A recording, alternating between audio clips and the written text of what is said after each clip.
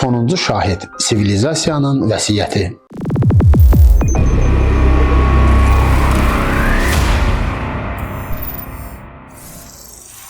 Təsəvvür edin ki, siz dünyada qalan sonuncu insansınız. Bütün şəhərlər boşdur. Kitabxanalar toz içindədir. İnternet sönüb.